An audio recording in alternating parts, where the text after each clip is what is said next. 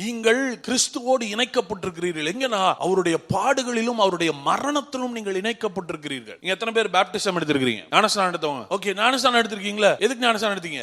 பாருங்க, எடுத்த ஒருத்தர் ஆயத்தம் இருக்கிறது இல்ல. எடுக்க சொன்னாங்க, எடுத்துட்டாங்க. நாங்க நீங்க கிறிஸ்தவர்களானா கண்டிப்பா என்ன எடுக்கணும்? ஞானஸ்நானம் எடுக்கணும். நாங்க அதனால எடுத்துட்டாங்க. எதுக்கு ஞானஸ்நானம் எடுத்தோம்னே தெரியல. பாவத்தை புது பிறப்பு, மறுபடியும் பிறந்துட்டேன், அதனால நான் ஞானஸ்நானம் எடுக்கிறேன். ஞானஸ்நானத்தினுடைய அர்த்தமே தெரியாம ஞானஸ்நானம் எடுத்துறோம். அதை என்ன ஆக்கிட்டோம்னா ஒரு ரிச்சுவல் ஆக்கிட்டோம். பேப்டிசம் அப்படின்றது ஒரு செரிமனி ஆயிடுச்சு. நமக்கு கிறிஸ்டியன் செரிமனி ஆயிடுச்சு. சிலருக்கு குழந்தையிலே கொடுத்துருவாங்க, சிலருக்கு கொஞ்சம் வளர்ந்ததுக்கு அப்புறம் கொடுப்பாங்க, சாகிறதுக்கு முன்னாடி கொடுக்குற ஞானஸ்நானமும் இருக்குது. சரிங்களா? எப்படியோ ஒண்ணு ஞானஸ்நானம்ன்ற ஒண்ணு கொடுத்துறணும். அப்பதான் பரலோகத்துக்கு போகணும். அதுக்கு ஒரு வசனம் வச்சிருக்காங்க, ஒருவன் ஜலத்தினாலும் ஆவியினாலும் பிறவாவிட்டால் எங்க போக முடியாது? தேவனுடைய ராஜ்யத்துக்கு போக முடியாது. அதனால முக்கிய எடுத்துட்டு அவன் போயிருவான். ஏங்க, முக்கிய எடுத்தவன்லாம் பரலோகம் போகலாம். அத்தனை பேர் டெய்லி முக்கிய எந்திரிச்சுட்டு இருக்கிறான் ஆத்துல. பேப்டிசம் அப்படின்றதனுடைய அர்த்தமே நமக்கு புரியல. பேப்டிசம்ல என்ன நம்ம காட்டுறோம்னா, பழைய மனுஷன் கிறிஸ்துவோடு கூட என்ன ஆயிட்டான்? மரிச்சுட்டான், அடக்கம் பண்ணப்பட்டான், மறுபடியும் புதிய மனுஷனாய் உயிர். இதை செஞ்சு காட்டுறதுதான் பேப்டிசம்.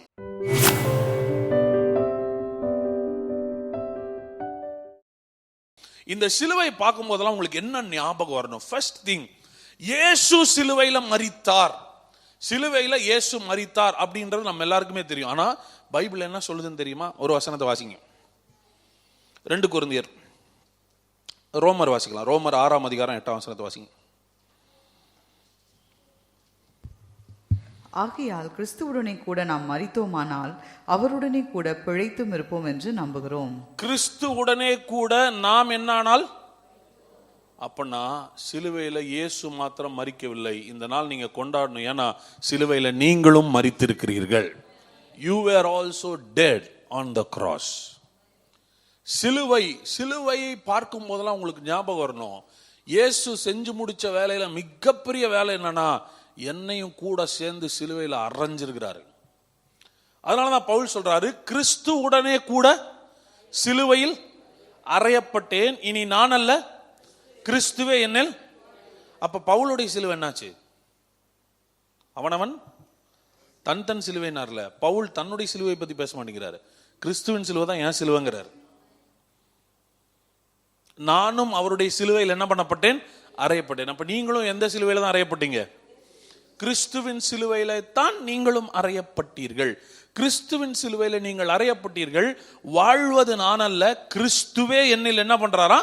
வாழ்கிறார். சோ சிலுவையை பார்க்கும் போதெல்லாம் எனக்கு என்ன கனெக்ஷன் ஆகுது? சிலுவைக்கும் எனக்கும் என்ன சம்பந்தம்? பிராக்டிகலா சொல்லுங்க பிரதர். Y cross? ஏன் சிலுவையை ஒரு சின்னமா பார்க்கிறோம்? சிலுவையினால எனக்கு என்ன லாபம்? சிலுவையை பார்க்கும்போது நான் என்ன புரிஞ்சுக்கணும்? சிலுவையை பார்க்கும்போது நீங்க ஒண்ணு புரிஞ்சுக்கணும், உங்க பழைய மனுஷன் இயேசுவோட சிலுவையில வச்சு அரைஞ்சு விட்டாருன்னு அர்த்தம். இன்னும் ஒரு ஷாக்கிங் ஸ்டேட்மெண்ட் உங்களுக்கு நான் சொல்றேன்.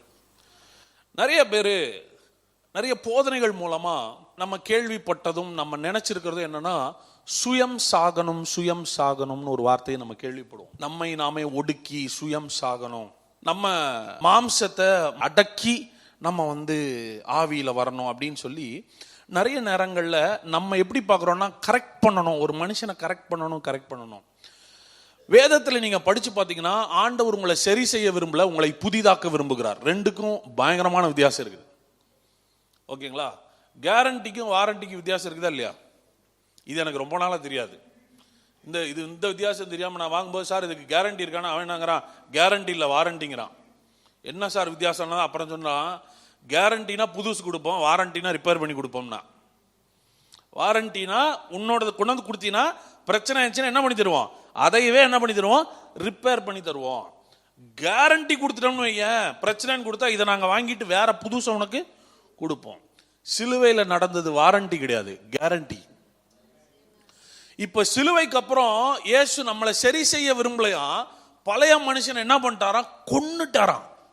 நீங்க செத்துட்டீங்க அப்படின்னா உங்களுக்கு எப்படி இருக்கும் கேட்டா? பவுல் அதான் சொல்றாரு, சிலுவையில் அவரோடு கூட நான் என்ன பண்ணப்பட்டேன்? அறையப்பட்டேன். நான் அல்ல, நான் செத்துட்டேங்க, இப்ப வாழ்றது புது மனுஷன்றாரு. ஒருவன் கிறிஸ்துவுக்குள் இருந்தால் புது சிருஷ்டியா இருக்கிறான், பழையவைகள் என்ன ஒளிந்து போயினா எல்லாமே என்ன ஆயிடுச்சு. என்ன சொல்ல வர்றாருன்னா, பழைய மனுஷனோடலாம் நீ போராட வேண்டியதுல, உன்னை கொன்னுட்டு கத்தர் உன்னை புது மனுஷனா மாத்திட்டாரு, நீ வேற ஆளா இருக்கிற. சிலுவையை பார்க்கும் போதெல்லாம் உனக்கு ஞாபகம் வரணும், நான் பழைய ஆள் கிடையாது, நான் புதிய ஆளு, நான் பழைய மாதிரி கிடையாது, நான் வேற மனுஷன் ஆயிட்டேன், நான் கிறிஸ்துவுக்குள்ள புது சிருஷ்டியா இருக்கிற. காரணம், என்னுடைய பழைய மனிதன் கிறிஸ்துவுடனே கூட சிலுவையில் அறையப்பட்டான். I am connected with the cross. I am connected with the cross. நீங்கள் கிறிஸ்துவோடு இணைக்கப்பட்டிருக்கிறீர்கள். எங்கன்னா அவருடைய பாடுகளிலும் அவருடைய மரணத்திலும் நீங்கள் இணைக்கப்பட்டிருக்கிறீர்கள்.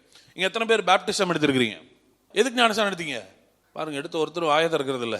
எடுக்க சொன்னாங்க, எடுத்துட்டாங்க. நாங்க